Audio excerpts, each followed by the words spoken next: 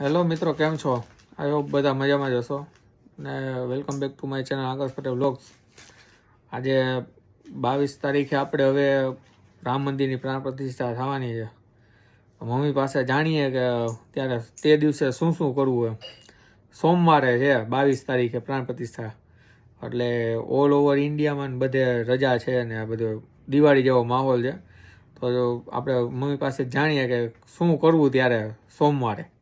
જય શ્રી રામ સર્વેને. આપણે આ રામ જન્મભૂમિ જે અયોધ્યા મંદિર બને છે એમાં એક ફોટો આવ્યો છે, પછી એક પત્રિકા આવી છે, આ અક્ષત આવ્યા છે ભેગા. આને લાલ કપડામાં બાંધી અને આપણે તેજુરીમાં મૂકી દેવાના છે, જેથી આપણા ઘરમાં સુખ શાંતિ અને સમૃદ્ધિ કાયમને માટે જળવાઈ રહે. અને આખો દિવસ આપણે રામ નામના જાપ કરવા, 108 વાર હનુમાન ચાલીસા પણ બોલી શકાય. અને દિવાળી જેવો માહોલ કરવાનો છે. અમારે અહીંયા બાજુમાં સાર્વજનિક છે, ત્યાં પણ અમે ખૂબ ધામધૂમથી બધું કરવાના છીએ. અને 8 દિવસથી ત્યાં સાફ સફાઈને તૈયારી ચાલી રહી છે. અને પછી બપોરે લાપસી કરવાની આપણી ઘરે, પછી સૂર્યાસ્ત પછી સાંજના સમયે 5 દીવા કરવાના, પછી આરતી કરવાની અને રંગોળી કરવાની. અને આપણે જેમ દિવાળી મનાવીએ એવો જ આ દિવસ મનાવવાનો છે. 500 વર્ષ પછી રામજી પોતાના ઘરે આવી રહ્યા છે.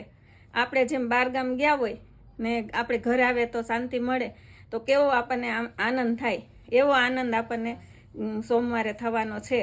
જેથી બધાએ આ તહેવાર ઉજવવાનો અને બધાએ રામ નામના જાપ કરવાના, હનુમાન ચાલીસા બોલવાના, પછી આપણે તોરણ બાંધવાના, બધાએ સ્વાગત કરવાનું અને રામજીનું સ્વાગત કરવાનું છે.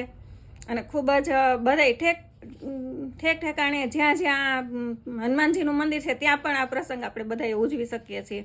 અમારે સાર્વજનિકમાં હનુમાનજીનું મંદિર છે, ચબૂતરો છે, ત્યાં પણ અમે આ રીતે બધું પ્રોગ્રામ ગોઠવો છે. અને અમારું આડોશ પાડોશનાનું જમણવાર પણ ગોઠવું છે.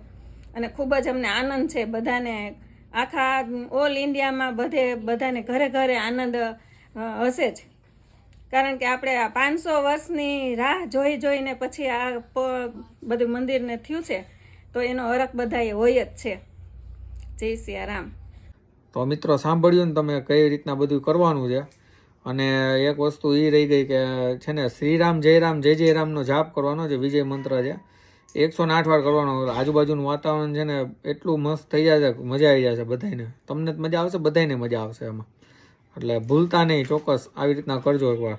ચાલો મળીએ ત્યારે. હવે રેલી જ્યારે થવાની છે, નીકળવાની, તમને બતાવીશ કેવી રીતના છે, શું છે બધું એ. તો મળીએ ત્યારે હવે.